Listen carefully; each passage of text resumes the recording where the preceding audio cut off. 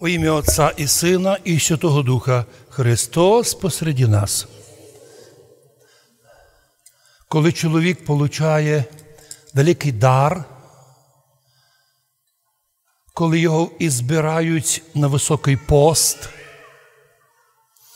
або на місто рядом з Великим постом, то використовують таку фразу: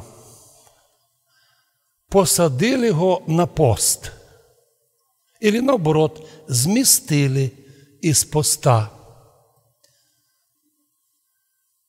І деколи ми думаємо, як то добре тому чоловікові, назначили його великим, посадили його на пост. Однако є одно посаження, котре є найвищее од усіх, ім'я котрому ми з вами, православні християни, посажені на праву сторону Бога Отця на небі. Причому употреблена фраза граматична: не посадив нас Бог, а спосадив, тобто уєдно поклав. Бог багатий у милості, за премногою любов свою, котрою возлюбив нас, сущих нас, мертвих, прегрішеньми, сооживив Христом. Буквально мертвеців подняв.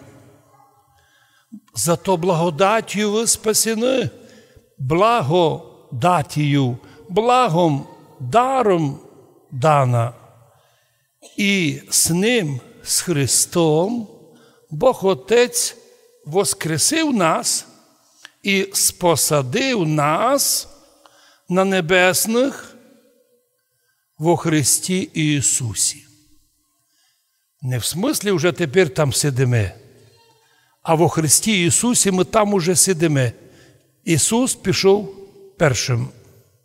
За ним пішли мільйони православних християн, котрі тут на землі добре знали правило: якщо в цьому мірі грішному, грязному, брехливому, а хто не согласний, не вірує, включи канал, відкрий газету, вийди на вулицю, кроме лжи і обмана, ти не чуєш нічого. То якщо тот мір тебе купив, ти можеш, уви, лишитися права, аби тебе спосадили на небо, коли буде страшний суд, і після нього люди получать одні награду спосадити їх з Отцем Небесним, а других висипати, як сміття, у пекло, у вічні муки. Правда, безбожники деколи нам кажуть: не пужайте нас, ми пугані. Добре, важно, що вже нам сьогосвітні люди сказали, що вони чули, що ми їм казали. Бо на страшному суді будуть і такі хитриці: Господи, ми ніч не чули, дзвони не дзвонили, церкви не було, священники ніч не казали, Біблії ніч не написано, а ми так хотіли, а ніхто нам не сказав. Уви, этот аргумент не буде дійственний. І чувись, і видівись, і знавись. Іноді ми дивимося, як тепер люди самі себе фотографують телефоном, использують таке слово англійське «селфі». Це коли обратна частичка «ся», сам «селф», тобто сам себе. То видимося, що то іноді красиво є, але психіатри повіли, що у тих селфі-зйомках существує частичка хвороти. Правда, другий монах казав таким людям: і ми, монахи, теж робимо собі селфі. Якое? І каже: молимося, особливо коли причащаємося, і кажемо: Господи, пред дверями Твоїми Божими предстоїм, і злих думок не оставляємо. Вот это селфі, вот это самокритика. Увидь себе так, що вже ти перед царськими вратами дорася будеш причащати, а ще й так усередині сидить злоє. А пам'ято злобно є, а не відпущу, а зроблю зло. Каже тот монах, вот это і є настоящее селфі. Тому що телефончик лик возьме внешньоє, а щоб заглянути внутрі, що там сидить. Щастя твоє, кажуть многі отці, якщо ти увидів свої слабості. О, якщо би, каже доктор Ужгородський, ти увидів свою язву, свою болезнь заблаговременно, одною таблеткою я би тебе вилікував. Но ти запустив болезнь, і розлізлася рана, пустила коріння, і вже тепер що вирізати? Вже треба цілого вирізати. Недавно ми увиділи статтю, де лікарі молоді, десь коло 10 чоловік, котрим винесли такий вирок, вони заболіли раком. Казало бися, лікарі що мали робити? Уключити саму сильну хімію, іти в Ізраїль це лікувати, платити великі гроші, дом продати, щоб щось там. Що вони зробили? Вони всі звільняли з роботи і почали ходити по монастирям, жити, розсуждая о вічності. Скільки їм Бог оприділив. Подобно тому, як коли чоловіка хочуть уже лишити жизни, і він в камері, уже смертник чекає смерти. Християни ніколи не боялися смерти, до смерти її просто хотіли посповідатися, причаститися. Аж не є можливості, то словесно каятися, Господи, рано або пізно цей світ треба лишати. Поможи нам, поможи мені, щоб всі мої гріхи, слабості осталися тут на землі, а щоб я перейшов у життя вічне з любов'ю і в святості. А потім на її знову роблять, що хочуть. Так думають християни. Іноді читають священники молитву на ісход душі, коли чоловік довго страждає, а не може вмерти. І от там читається канон, котрий ми деколи читаємо з таким, я би сказав, удивленням. Там суть такі слова. Господи, поможи мені розкаятися, і покаяння моє прийми, душу мою очисти, а тіло моє, то, що не мучило гріхами, беззаконнями, п'янством, блудом, на його пси розорвуть. Та будуть його циргати пси на вулиці, та будуть люди казати, Господи, помилуй душу того чоловіка, тіло котрого пси розтягують. Так написано в каноні молитвенному. Читає це, починаєш розуміти, як древні люди знали, що головне. Сьогодні грішники іноді при житті ніч не зробили доброго, но гроші набрали і пам'ятник собі надгробний поклали. Но разве пам'ятник спасає душу? Добре, кий пам'ятник поклали, а коло нього ще систематично моляться діти, совершають літургії, молебни, акафисти. Но якщо лиш пам'ятник, а він нічого не дає. От чому сьогодні і ми кажемо, Господи, научи нас, щоб ми знали, що ми благодаттю спасені. І не через наші великі подвиги віри, но щоб ми ніколи не гордили. Щоб ми ніколи це не хвалили, що ми православні, ви йдемо в царство, а ви йдете в пекло. Так не можеш казати, тому що іноді за свою гордость можеш запутатися на послідньому крокові і согрішити, і відпасти.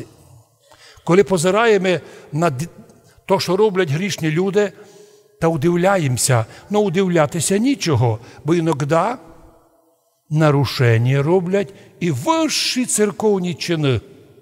Коли дивимося, що творить патріарх Турецький, починаємо удивлятися, ось думає ли він за последствия? Невжели? Ведь логічно нічим це не можна об'яснити. Ніякої логіки, ніякої юриспруденції, тільки желання навредити. От там була сім'я, жила спокійно. Я туди піду і там поламлю мир. А там все молять мирно, і туди піду. А там все молять, а там захвачу церкву і храму другим передам. І в селі війна, розділення. Хто це робить? Вищі чини. І церковні, і нецерковні. Тобто ми видимо, як маса людей уже не розуміє, що їх чекає кара Господня. Сьогодні у Євангелії Господь покликає нас бути мудрим і милосердним. 3 людей йшло коло побитого єврея. Священник єврейський, красненького дітей, плаття, сорочечка біленька, увидів побитого єврея у грязі, в калу, в крові. Пішов далі. Знав Писання? Знав. Чому не зробив? Не хотів. Не було внутрі живої душі. Милосердя не було. Слава, плаття, почесті, звання були. Серця і душі не було. І тим путем левіт, сьогоднішній наш інтелігент, теж удітий, краснопарадний, побитий єврей лежить, у крові, в грязі, в порохові. Будуся ли я там мастити? Іде далі. 3. Іноплеменник, самарянин, пішов, увидів, не придивлявся, то єврей, це не єврей, національності мої, це не мої. Чоловік побитий, бистренько, він розуміє, якщо отуй лишити, чоловік помре. Безпомочний помре. Що треба робити? Бистренько рани помити, аби не було зараження. І єлеєм, і вином. В древності не було таких спеціальних лікарств. Вином поляв рани, промив рани, перев'язав, поклав побитого на ослика, привіз у гостинницю і цілу ніч з ним наробляв. Мастив, гладив, робив масаж, поднимав, давав перші глоточки води. Гостинник, навірно, звідав, а що ти з ним наробляєш? Що твій родич? Він каже, я того чоловіка не знаю, але раз чоловік у біді, я йому допомагаю. І от Ісус, сказавши цю притчу, каже книжникам і фарисеям і одному юристові, котрий перед тим виясняв, що ж має таке головне у законах Божих. Ісус говорить, що фантазуєш? Там написано, полюби Бога твого всім серцем, талантами, способностями, а ближнього свого, як любиш сам себе, так маєш любити ближнього. Понятно? Да. Зрозуміло? От іди. Но тот хотів уточнити, а хто мій ближній? Впервые у історії людства іменно Христом було сказано, що ближній не кум, не сват, не брат, не єдиноплеменник, а всякий чоловік, котрий нуждається в твоїй помочі. Це було впервые в історії людства. І юрист, коли почувся це, сказав, воістину, тепер знаю, що робити. Каже йому Ісус, так хто ближній з тих 3? Священник єврейський, що пішов мимо. Еліта. О, як споминаю еліту нашу, та ж молитися, хоч Господи, сохрани нас. Мимо пройшла еліта. Чужий чоловік поміг. І ми сьогодні молимо Бога, Господи, поможи нам, щоб в цьому мірі ми помнили, що ми благодаттю спасені. Бог по милості своєї спосадив нас в лиці Ісуса Христа вже на праву сторону Царства Божого у Отця Небесного. А раз так, то що робимо, щоб ми от тої посади не випали, щоб нас гріхи не змістили. Бо так поступаючи, помагаючи в тому мірі людям, не взирає на національність, на релігію, предлагає свою поміч другим людям, нуждаючимся в помощі, ми тут на землі проявляємо милосердіє, уподобляємося Господу, котрий і тут на землі 100-кратно нам верне. Неважно, хто лишив свою родителів, дітей, жону для Царства Божого, 100-крат більше получить і наслідує вічне Царство.